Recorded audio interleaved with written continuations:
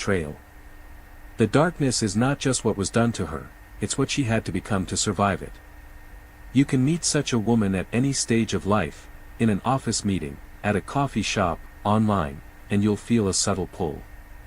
She's magnetic, not because she tries to be, but because she feels real. She carries depth in a shallow world. But that depth was not born fire. The unseen weight of a woman's history. Every human being carries a story. But some stories have been edited by survival, rewritten not with ink, but with silence. A woman with a dark past does not announce her pain, she conceals it behind layers of adaptation. You won't see the scars unless you know how to read energy, behavior, and silence. Her life has been shaped by experiences that forced her to build walls where others built memories. Psychology calls it trauma. Jung called it the shadow, the unconscious repository of all we repress, deny, or fear within ourselves. When a woman has lived through darkness, betrayal, abuse, abandonment, shame, that shadow, it hides behind beauty, intelligence, charm. It wears masks of competence, humor, or detachment. Yet beneath them, you might notice it when she flinches at unexpected affection, or when she seems distant just when things get too close. You might see it in how she can read a room instantly, scanning for danger, anticipating emotional shifts before they happen. Her alone, its vigilance, refined by years of surviving uncertainty. And yet, her darkness is also what gives her depth. Her pain has made her perceptive, self-aware, empathic. She can sit with your silence because she has faced her own.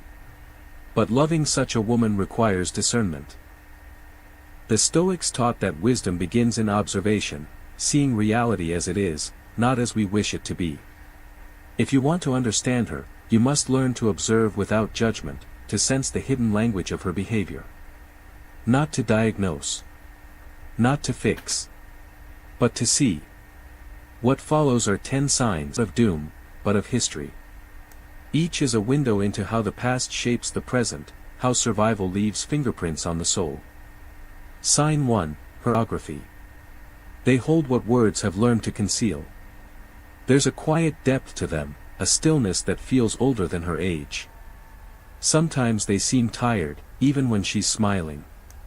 Sometimes they flash with intensity at random moments, as if an old memory just stirred beneath the surface. She doesn't need to tell you about her past, her eyes already have. The human gaze is more than... Psychologists say the eyes reveal affect regulation, how a person manages emotional states. When someone has endured years of instability or fear, their eyes often carry two energies at once, alertness and fatigue. They are always watching yet longing for rest. You'll notice it when she enters a crowded space. Her eyes sweep the environment before she relaxes. She might position herself near an exit, subconsciously ensuring safety. This isn't paranoia, it's conditioning. Her nervous system was trained to expect the unexpected. Yet those same eyes can soften in an instant. When she feels safe, they become luminous, pure, alive, magnetic. It's as if a light hidden behind a curtain suddenly glows. That contrast, between vigilance and vulnerability, is the telltale signature of someone who has lived through darkness. Jung would say her eyes reveal the integration battle between her shadow and her conscious self. The shadow still remembers pain, the conscious self strives. In moments of connection, the two meet, and the result is that haunting kind of beauty that both attracts and unsettles.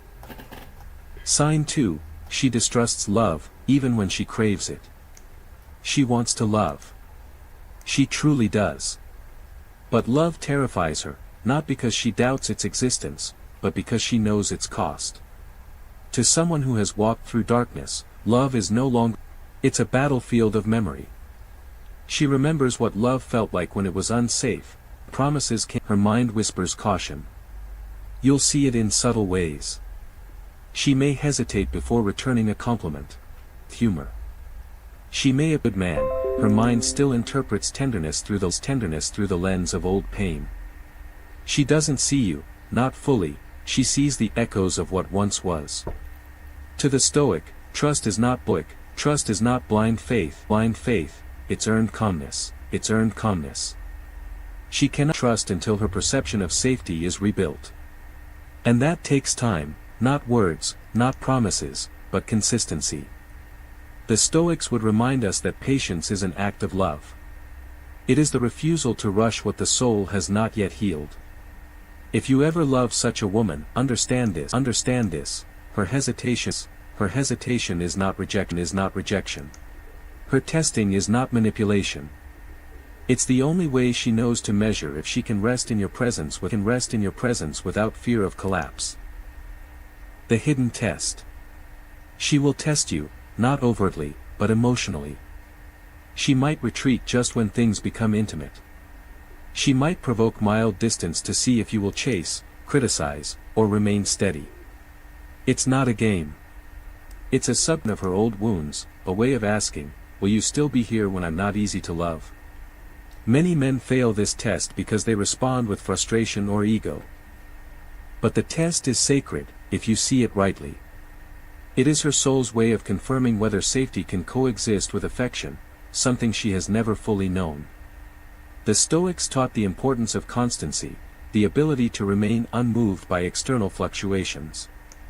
If you embody calm when she wavers, she begins to rewire her sense of trust.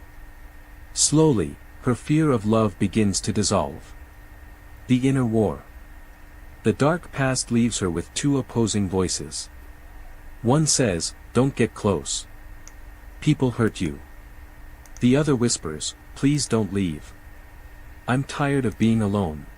This war is invisible to the world but exhausting to her spirit. She doesn't want to sabotage love, she simply doesn't know how to receive it without. It's not you she distrusts through the question, again. And so she oscillates, warm one moment, distant the next. Not because she is cold, but because her body remembers what her mind tries to forget. The healing path. The answer is not to fix her. The answer is to see her, fully, quietly, without agenda. Jung taught that healing begins in integration, the acceptance of both light and shadow. When a woman with a dark past begins to feel accepted in her entirety, without needing to hide her defenses, something profound happens, her heart relaxes. She starts to trust that love can exist without domination, and in that trust, her real self begins to emerge, tender, creative, unguarded. But until that happens, remember. Her distrust is not defiance.